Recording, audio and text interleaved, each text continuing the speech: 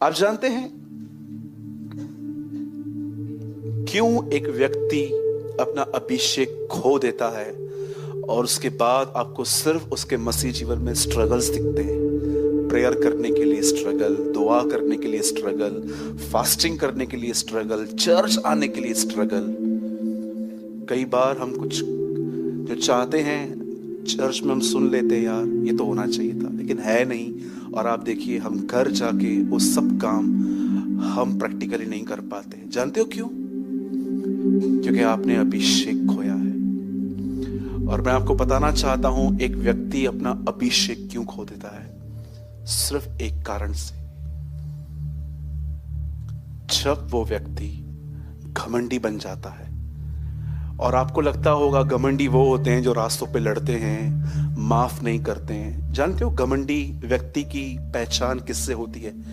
ये तो मतलब जो लड़ाइयां करते हैं, पीटते हैं, ये तो हाईएस्ट थिंग्स हैं, पर स्टार्ट कहां से होता है?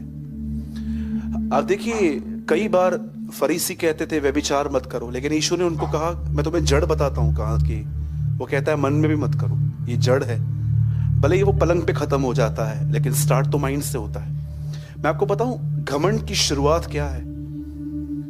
घमंड की शुरुआत है कि आप जो भी कर रहे हो आप बगैर स्क्रिप्चर्स को चेक किए हुए कर रहे हो। That is pride.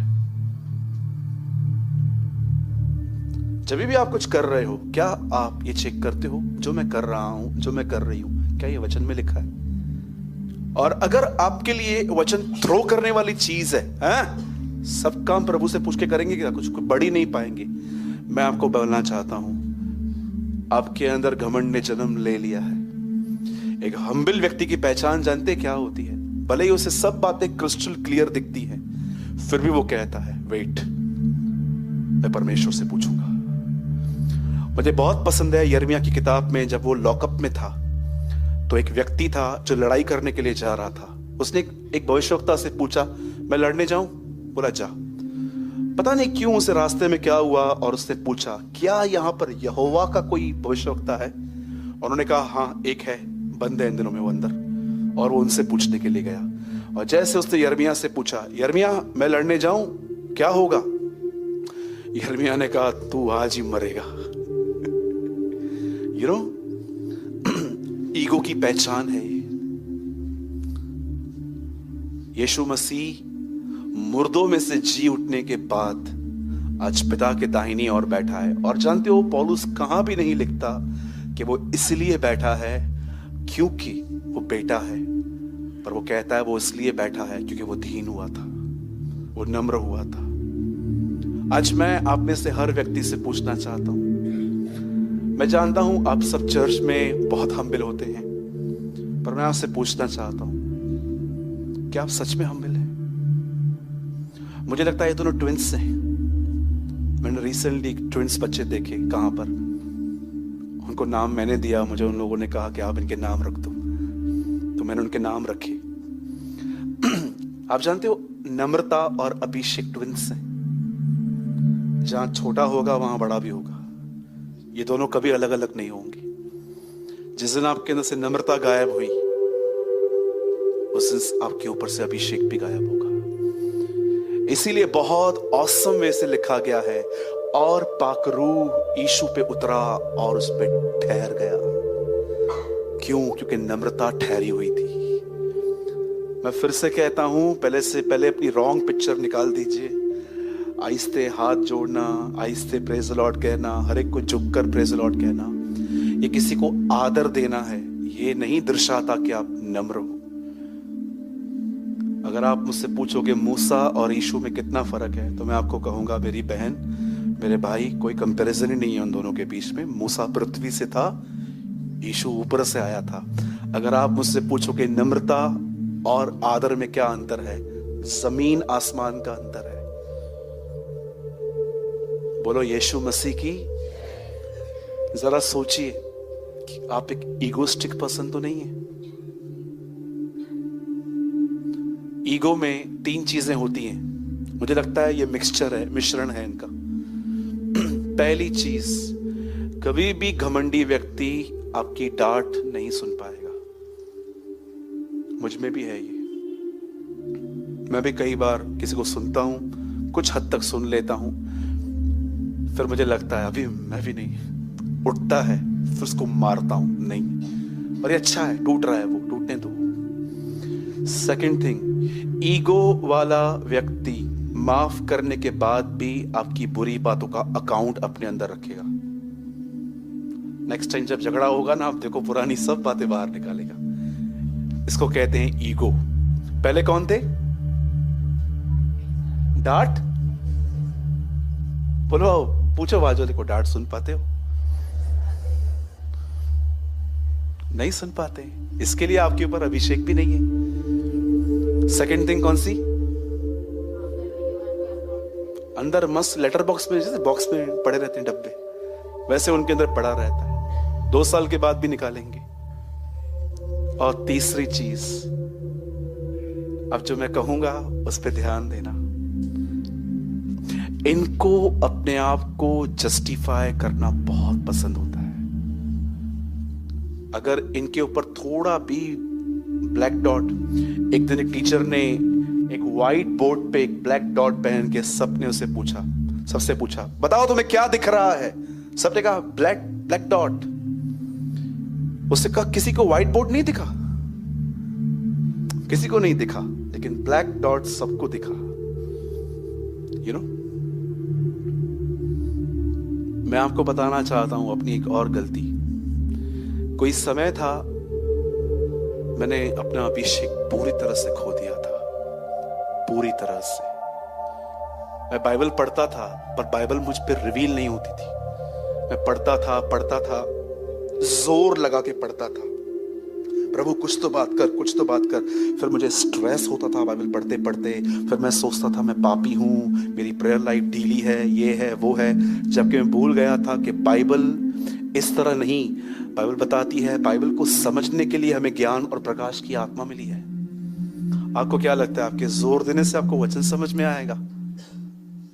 जो नहीं पढ़ते हैं, मैं उनकी तो बात ही नहीं कर रहा हूं, वो तो कोमा में है, वो तो जिंदा लाश है आज। लेकिन मैं उनकी बात कर रहा हूं जो पढ़ते हैं। आप जानते हो आपको सब चीजें कौन सिखाता है? इवन बिजनेस करना भी। आप पढ़ सकते हैं, व्यवस्था में लिखा गया है, मैं ही तुम्हें धन को कमाने की शक्ति और बुद्धि देता हूं। आपको पता है परमेश्वर आपको बिजनेस करने के लिए भी अनॉइंट करता है, अभिषेक देता है।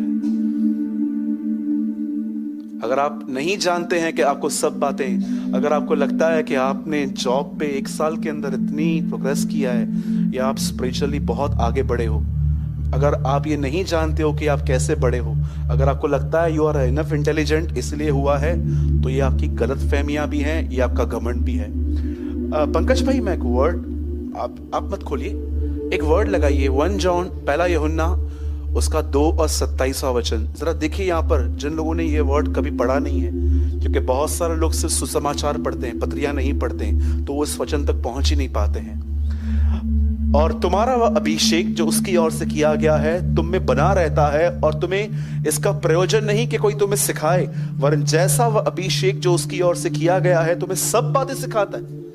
यहां नहीं लिखा गया है कि परमेश्वर का वचन सिर्फ आपको प्रेयर, परमेश्वर का वचन और आपको सेवा करना, लिखा है वो तुम्हें सब बातें सिखाता है,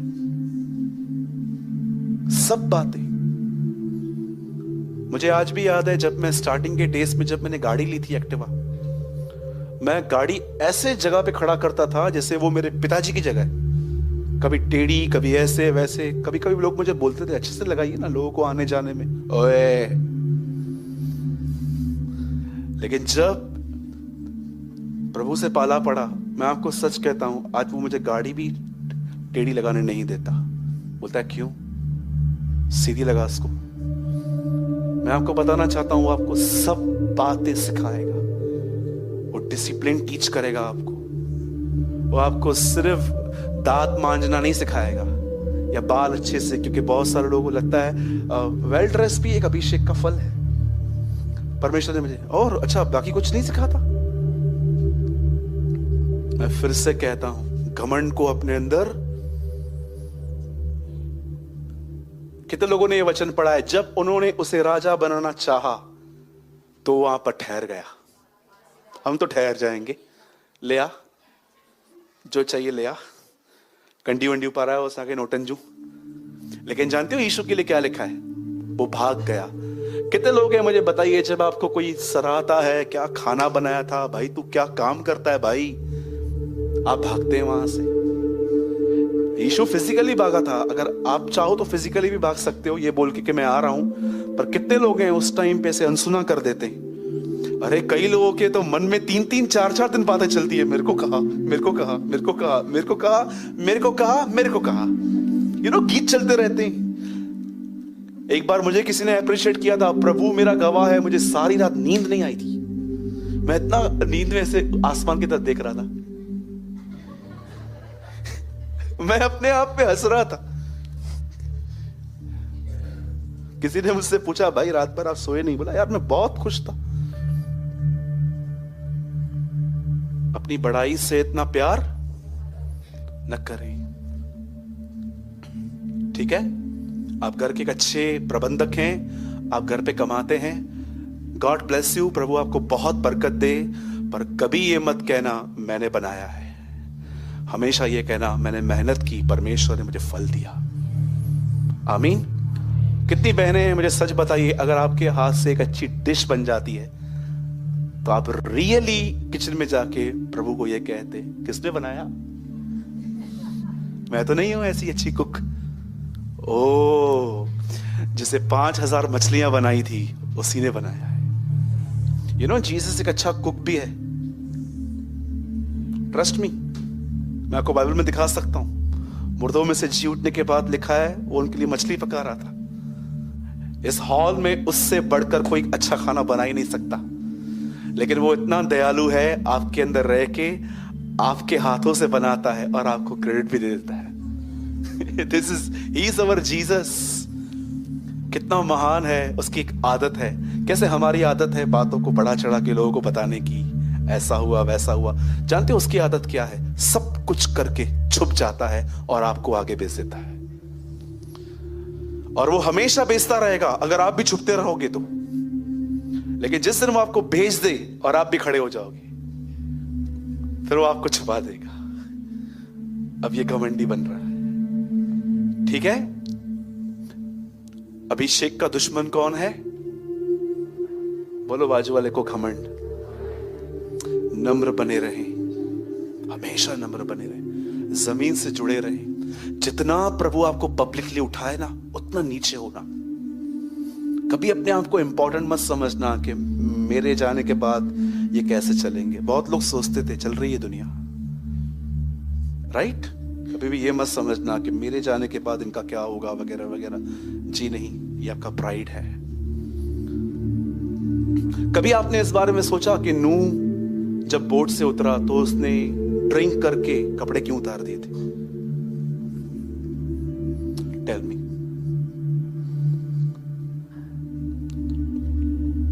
मुझे लगता है कहां न कहां नूह जब बोट से उतरा, उसे देखा कोई नहीं है, मैं ही जिंदा हूं, और प्राइड में आके उसे अपने कपड़े उतार दिए।